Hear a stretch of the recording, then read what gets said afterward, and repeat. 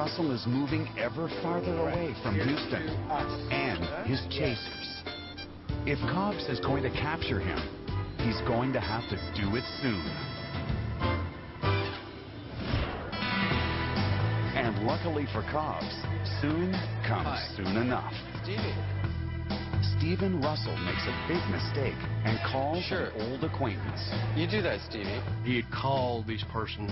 Can I speak to Agent Terry Cobbs, please? They called us and said, hey, I just hung up with him. Here's the number. He got it off the caller ID. We determined where the phone call it came from. We found him in Biloxi, Mississippi. Cobbs knows that by the time he gets to Biloxi, Russell will be gone. With the clock ticking, he calls in the big guns. So we contacted the U.S. Marshal's office in Biloxi. And fortunately got a hold of a guy who was what we call a snake eater. Snake eater. Well, I was a Marine Corps sniper. You know, I used to have a nickname called the Extremist. I was always kind of like the first person in the door. Terry called me up and he said that he, along with, I think it was the Texas Rangers, were looking for an escapee from Texas. He sent me over a picture of a profile shot and a straight-on shot. You know, it was black and white photographs over a fax machine. Problem is, the photo of Stephen Russell is barely recognizable. Not knowing exactly where to begin his search, Kaplinger drives through Biloxi, and as luck would have it, right into the path of the most wanted man in Texas. I was probably doing 65, 70 miles an hour down Highway 90 here in Biloxi. And I just looked over and I saw a guy walk into a car. He was just looking at the photograph and looking at individuals. I looked over to the side and I saw this profile of this guy. I looked over and I said, that's him. Oh, we did a U-turn and we wheeled in and I jumped out and drew down on him. Steve Russell? Hey!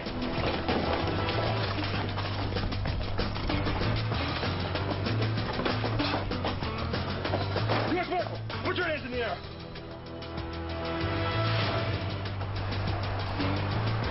Up against the car.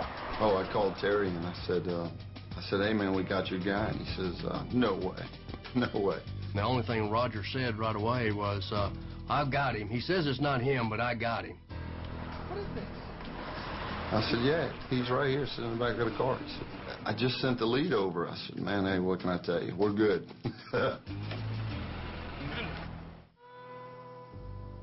Stephen Russell is taken back to the slammer in Huntsville, Texas, where they stick him in solitary confinement and throw away the key. And while the authorities draw comfort from finally having their man deep behind bars, Stephen Russell, the king of cons, starts to work on his most daring and most outrageous escape yet.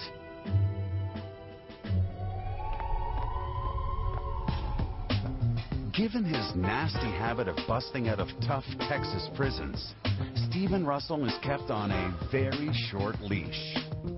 He can't make a move without being watched. His only companions are the books he's allowed to order from the jail library. Within days of being thrown in the slammer, Russell hits those books, desperately in search of a way out. I think that Stephen Russell is a reasonably intelligent person who does his homework. In the hole, Stephen Russell begins to break down. His health turns sour. Doctors are called in. He lost a drastic amount of weight in a short period of time. He lost a lot of weight, I think as much as 50 pounds.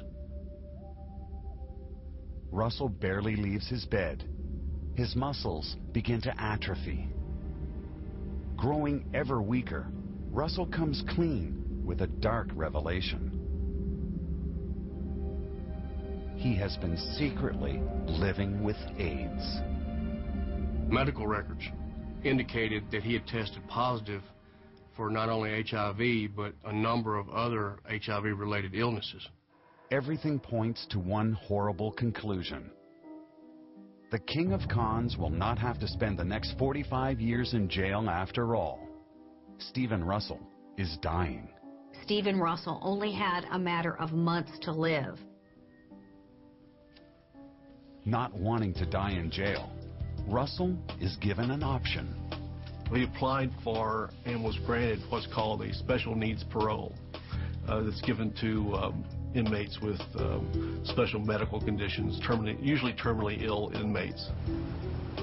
He was transported from the prison unit by ambulance to a convalescent center in San Antonio, Texas. But only a week later, the king of cons is pronounced dead.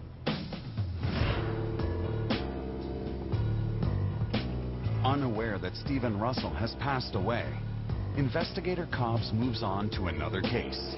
A case he would not soon forget. Got a phone call from a gentleman here in town in Houston that has an ID card making company. But a man had come into his office and told him that he was an attorney. The attorney identified himself as Gene Lewis, but none of his personal data matched the files on Gene Lewis. The man was clearly an imposter. Hey, Barbara. Cobbs agrees to look into it and requests a copy of the phony Gene Lewis photo ID card. Is that as big as it gets? The problem is that the photo is too small to make out the imposter. Let me have a look. Cobbs goes in for a tighter look. It's got to be a mistake. I just couldn't believe, I was looking at Stephen Russell's photograph that he had been taken yesterday in Houston. So I immediately went to the computer and pulled up Stephen Russell's information on the Texas prison computer. And it indicated there that he had been paroled. So still in disbelief, I called Huntsville. Cobbs calls the Stiles unit in Huntsville and learns of Russell's transfer to the nursing home. Hi, this is Terry Cobbs. So she explained to me what a special needs parole was, about the terminally ill factor and all that. And I said, no way. This is not, no. Yeah, I want to get a status report on him. Cobbs calls Russell's parole officer and finds out that his nemesis has gone to the big con yard in the sky. I said, what do you mean he just died? He said, well, I got a phone call from his doctor who said that he had passed away during some experimental surgery in Houston. And I was just, totally, the whole office was in disbelief. Cobbs begins by taking a closer look at Russell's medical records and discovers that they have been cleverly cut and pasted together. Offenders have access to their medical records, and they can ask to look at their medical records. When they put in those requests, there's an appointment made, and they're brought down to the medical facility or infirmary of the prison unit. Their medical records are put out for them. And he had a word processor, as many offenders do in their cells. And he'd fabricated some medical records. He managed to produce documents for himself that showed that he had been diagnosed as dying of AIDS. He began reading up and studying HIV-related illnesses, symptoms. He studied the symptomology of these diseases, and then began to act out those. Cobbs finds traces of a white powder in Russell's old cell. Turns out, Russell's sudden weight loss had little to do with AIDS and everything to do with laxatives. If you can get heroin or pot or whatever, laxatives is probably low on the list of things that's hard to get hold of. AIDS can be diagnosed with a blood test. They hadn't done so much as a blood test to verify the fact that he in fact had AIDS. They just took the word, his word, and the word of the documents that he'd had forged and put into his file.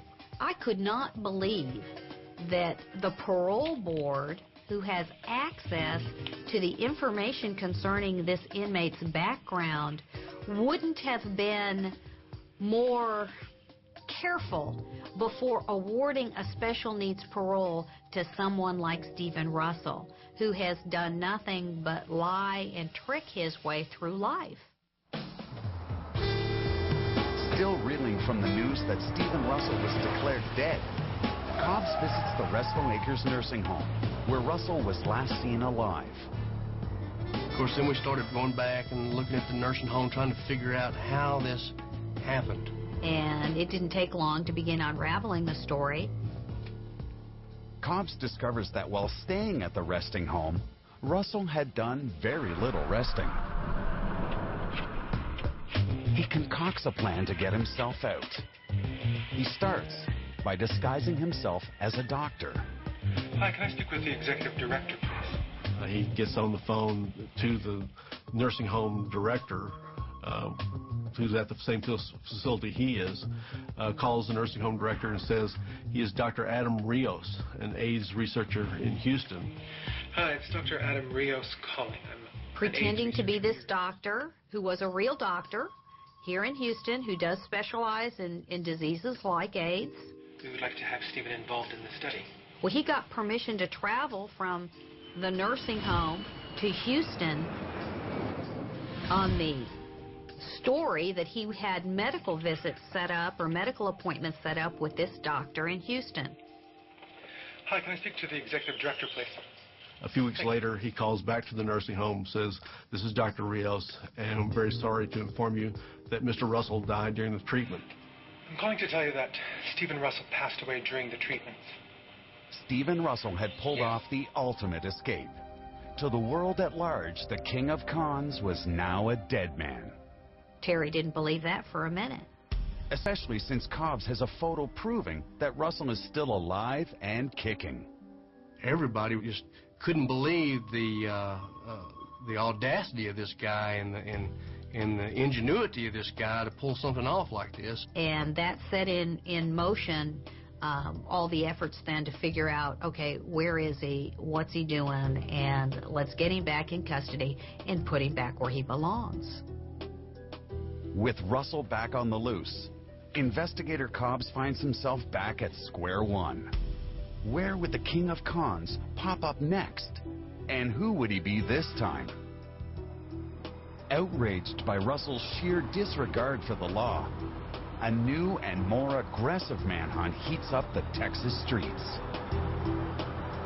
No stone is left unturned. Every rooftop and back alley is checked and rechecked, but still, Russell is nowhere to be found.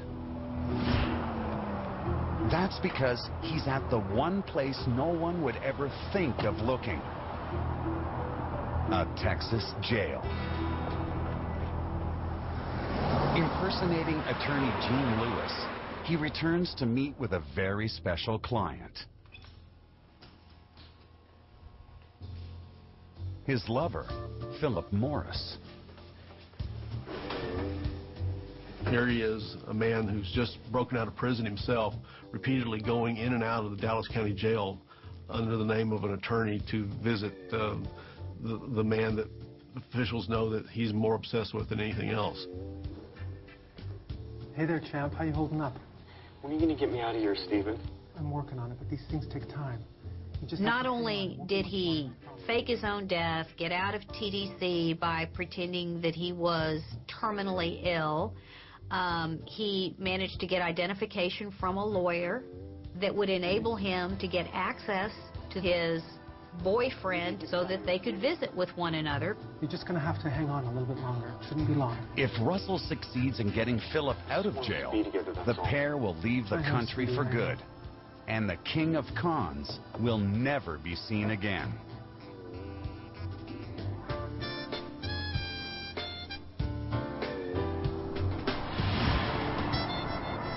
When Cobbs gets wind of the fact that an attorney by the name of Gene Lewis has been visiting Morris, he shoots down to investigate.